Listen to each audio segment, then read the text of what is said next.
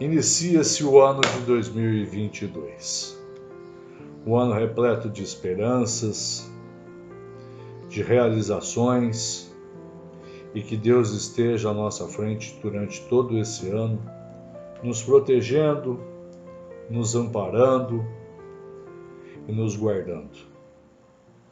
Neste canal, eu vou apresentar para vocês autores desconhecidos da grande maioria dos estudantes, porque infelizmente o que temos no mercado hoje é uma compilação de livros das verdadeiras fontes e raízes do direito penal. Esse canal vai apresentar para vocês autores como Nelson Hungria, Aníbal Bruno, Magalhães Noronha, Basileu Garcia, dentre outros que formaram a base do direito penal brasileiro. E iniciamos com a teoria geral do crime. Falamos sobre o fato típico na ótica de Nelson Hungria. O crime é, antes de tudo, um fato, entendendo-se por tal não só a expressão da vontade mediante a ação, movimento voluntário corpóreo ou omissão voluntária abstenção de movimento corpóreo, como também o resultado, isto é, a consequente lesão ou periclitação de um bem ou interesse penalmente tutelado. Diz Nelson Hungria, adotando a teoria finalista da ação, que todo crime pressupõe a conduta voluntária de um homem. Ou seja, o primeiro elemento do crime é a vontade, o ânimos, a teoria finalista da ação preconizada por Franz Wesel. Quando nós falamos do crime, é necessário nós lembrarmos de uma lição que tivemos há muito tempo atrás, quando estudávamos direito penal, que é o iter criminis. O iter criminis é o caminho do crime.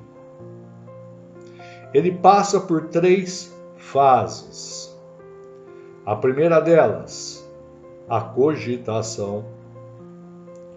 A segunda delas, os atos preparatórios. E a terceira delas, a execução. Como todos nós sabemos, a cogitação no direito penal não é punida.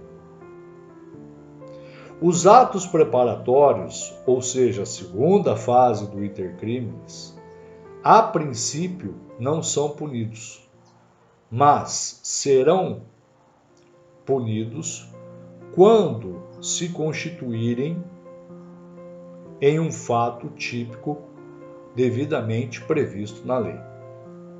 Um exemplo, se eu disser assim, eu vou matar alguém, eu estou na cogitação, eu não sou punido. Eu vou matar alguém, mas vou matá-lo usando uma faca. A faca de cozinha, ter uma faca de cozinha não é crime. Eu vou matar alguém, mas adquiro um revólver. Se eu for pego nesse momento com o revólver, sem registro e sem porte, eu serei punido pelo ato preparatório de porte ilegal de arma de fogo. E chegamos à execução, a chamada meta optata, ou meta a ser atingida. A meta optata vai fazer com que o crime se divida em dois grandes momentos. O crime pode ser consumado quando o agente atinge o seu resultado, ou o crime pode ser tentado quando o agente, por circunstâncias alheias à sua vontade, não atinge o seu objetivo.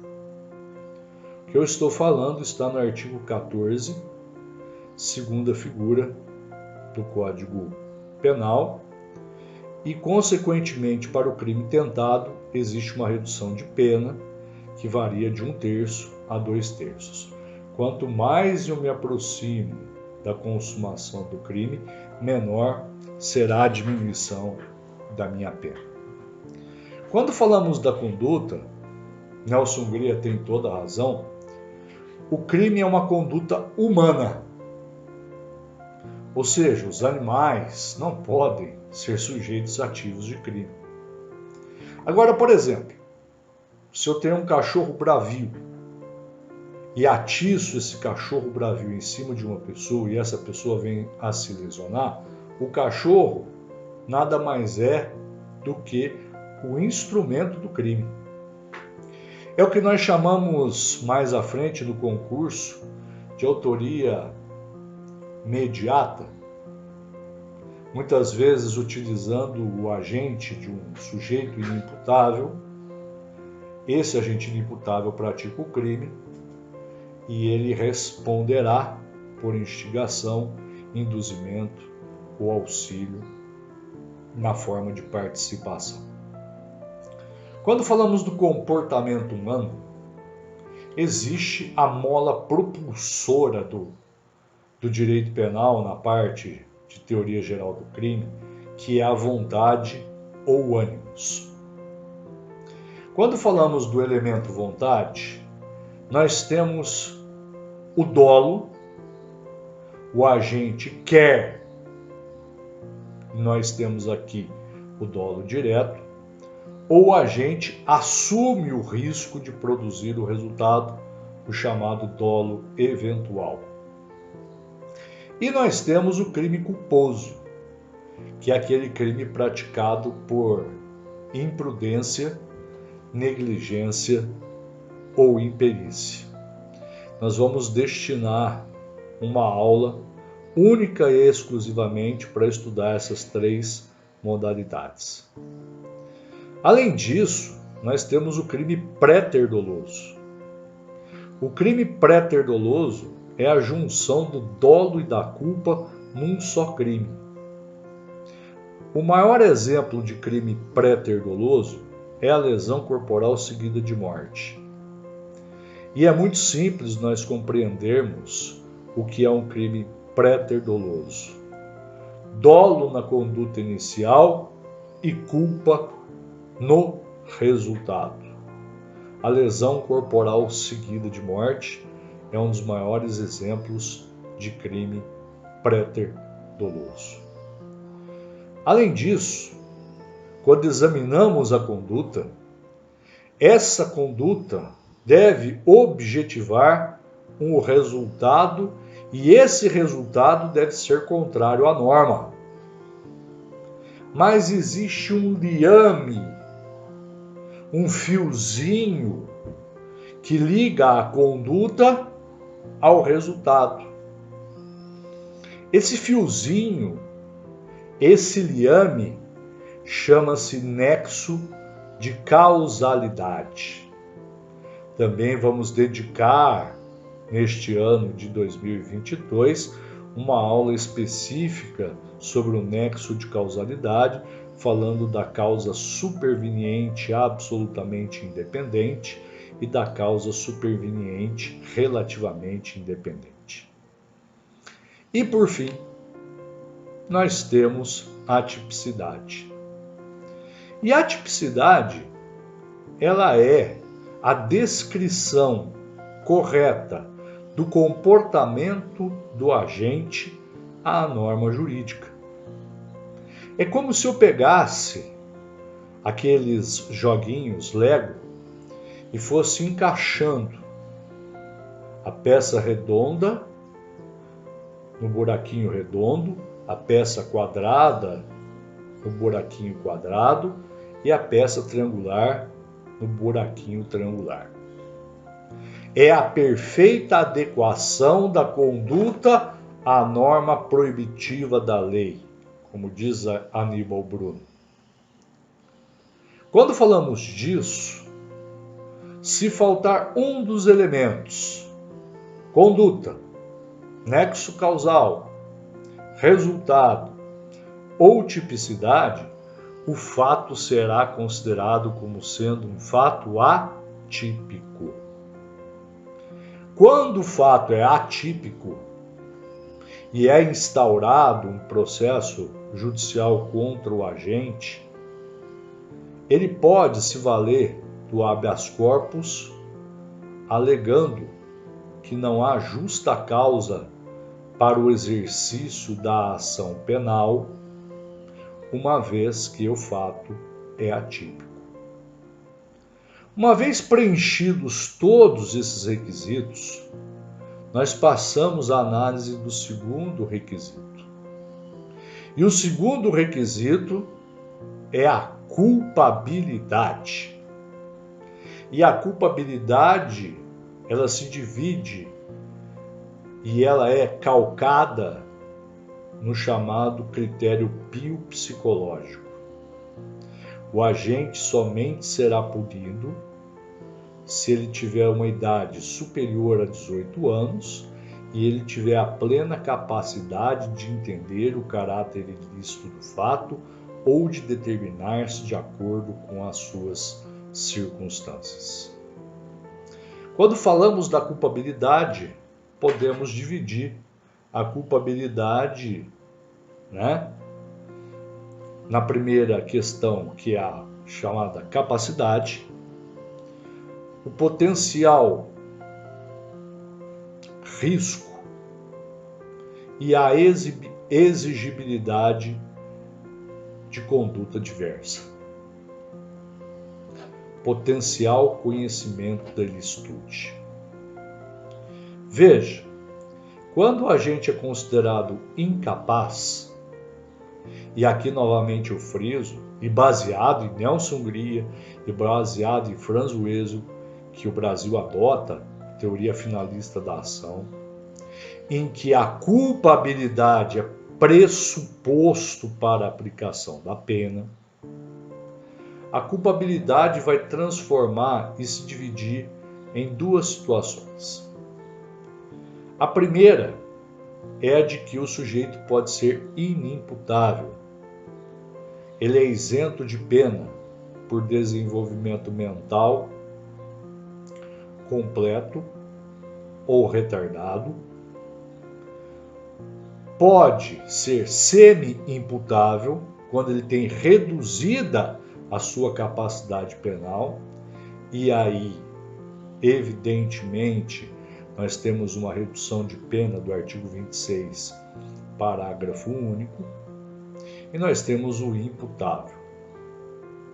E fora desse cenário todo, mesmo que o agente tenha praticado um fato típico, mesmo que haja conduta, mesmo que haja resultado, mesmo que haja nexo causal, mesmo que haja tipicidade, mesmo que ele seja capaz, existem situações fora da teoria geral do crime que retiram a ilicitude do crime.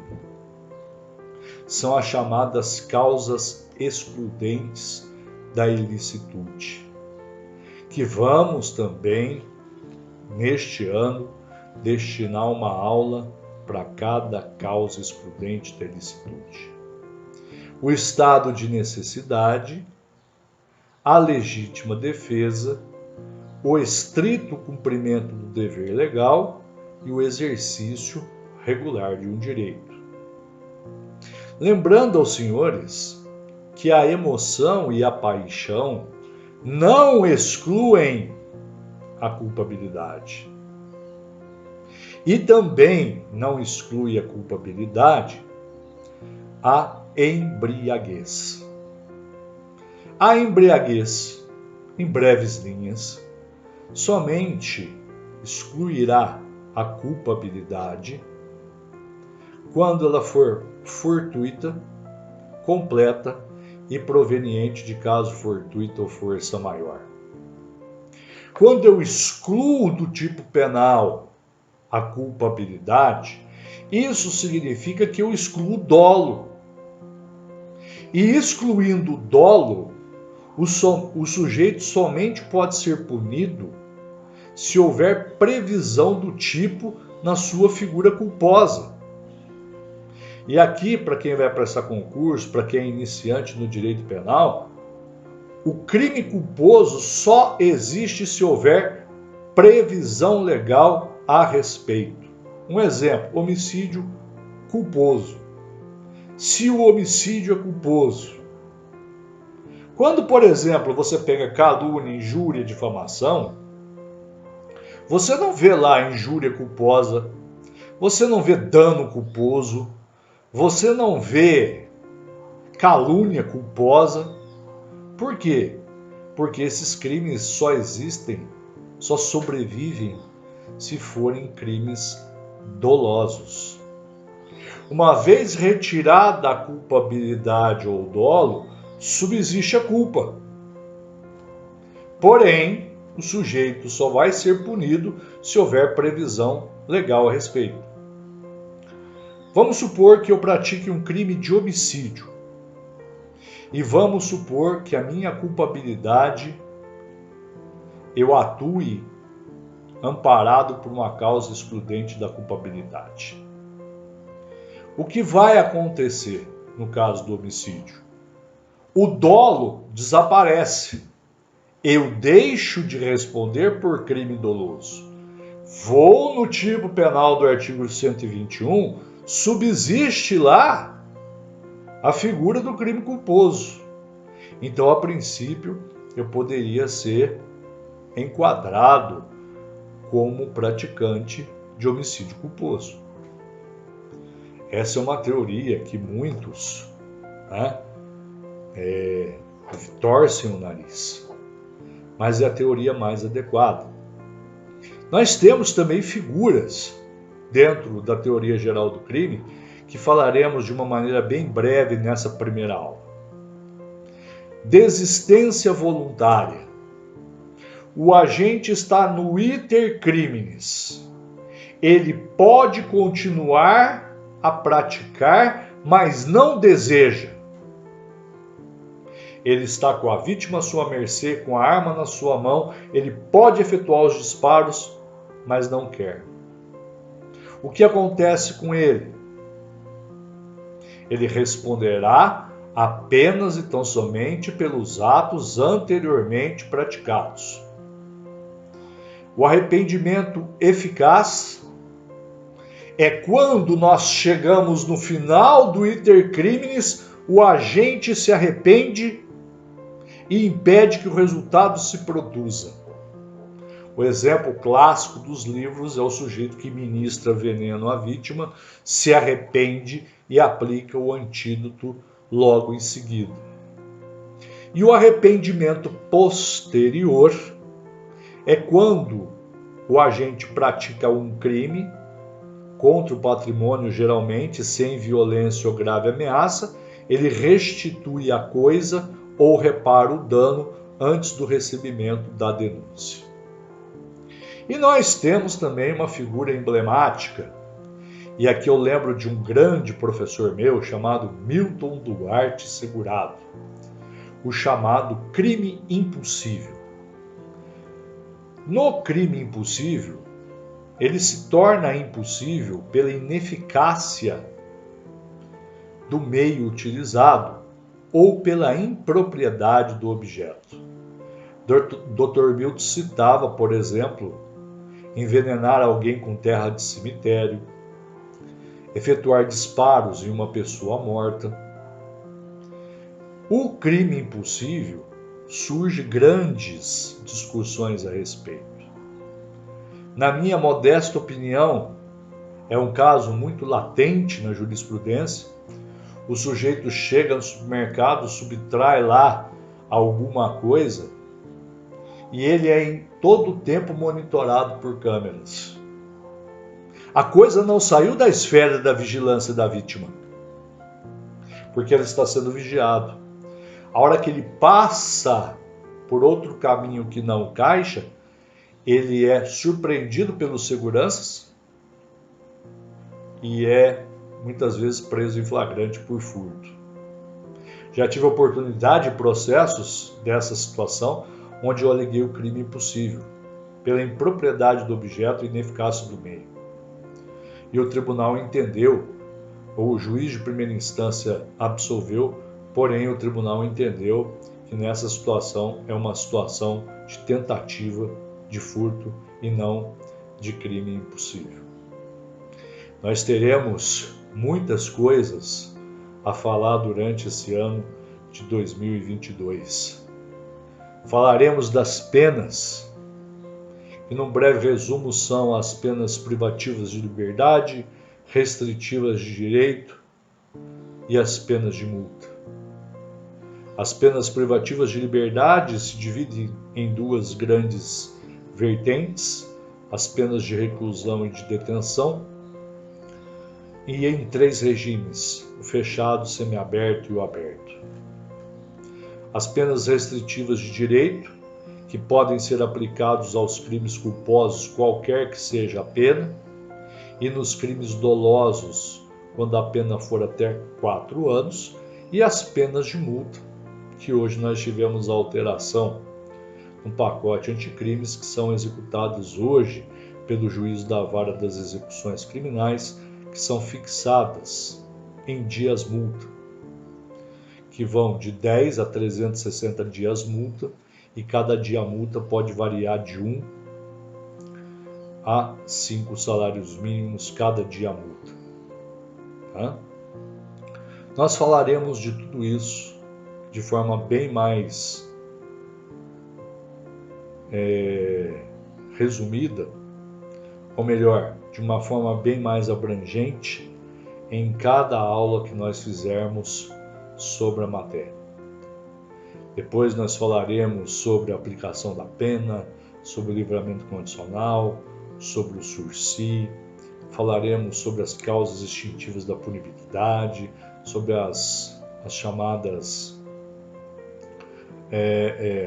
os crimes contra a pessoa, os crimes contra a vida, enfim. O ano de 2022 vem aí com muitas novidades. E eu, nesse ano de 2022, as aulas que eu colocarei no canal serão baseadas em Magalhães Noronha, Nelson Hungria, Heleno Cláudio Fragoso, Aníbal Bruno, Basileu Garcia. Estes são os verdadeiros doutrinadores do direito penal. E temos outros que seguem essa linha, como Damásio Evangelista de Jesus, Júlio Fabrini Minapete, Fernando Capês, César Roberto Bittencourt, que são grandes autores, mas que têm as suas raízes fincadas nesses autores que eu falei para vocês. Então, nessa primeira aula, o crime é uma conduta humana dirigida a um resultado. 4 elementos: conduta, nexo causal, resultado, tipicidade. O crime pode ser doloso, culposo ou préter-doloso. A culpabilidade é pressuposto para a aplicação da pena, e daí nós temos a inimputabilidade, o potencial conhecimento da ilicitude e a exigibilidade de conduta diversa. Lembraremos também do iter criminis, cogitação, atos preparatórios e execução. Falaremos da emoção e da paixão e da embriaguez, da teoria chamada actio liberi causa, ou da teoria da embriaguez pré-ordenada, que longe de excluir a culpabilidade se transforma em agravante genérica do artigo 65 em sua última linha, e falaremos sobre as circunstâncias elementares do crime, da sua comunicabilidade e de sua incomunicabilidade. Então eu espero vocês durante esse ano de 2020 no meu canal, para que vocês possam sugerir temas, para que vocês possam pedir para que eu explique alguma matéria interessante que vocês tenham dúvida, porque esse canal, lembre-se, é feito para você e para você. Por isso que eu gostaria de pedir que você se inscrevesse, que você compartilhasse, que você postasse algum pedido sobre aula, como foi essa de hoje, que me pediram para falar mais sobre direito penal. E eu deixo a todos, nessa primeira aula, um feliz 2022, com muita paz, com muita saúde, com muita fraternidade, com muito amor a Deus, que é a causa existente de todas as coisas. Tudo posso naquele que me fortalece. E eu deixo no coração de vocês a minha saudação final, que já se tornou uma marca registrada. Um beijo no coração de cada um de vocês. Muito obrigado e até o nosso próximo encontro neste canal. Fiquem com Deus e que Ele os abençoe abundantemente.